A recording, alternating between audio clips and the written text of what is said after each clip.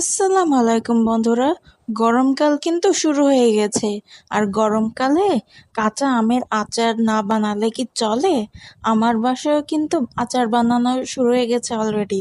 এখানে অলরেডি আমার আম্মু 2 রকমের আচার বানায় রাখছে।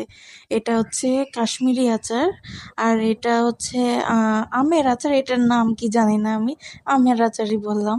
আর এই যে এখানে আরো একটা আচার বানানোর প্রস্তুতি চলছে। কাঁচা আম কেটে সেটা গুড় দিয়ে ম্যারিনেট করে ফ্রিজে রেখে দিয়েছিল প্রায় 2 থেকে 3 ঘন্টা মতো। এখন এটা দিয়ে আমরা আচার বানাবো।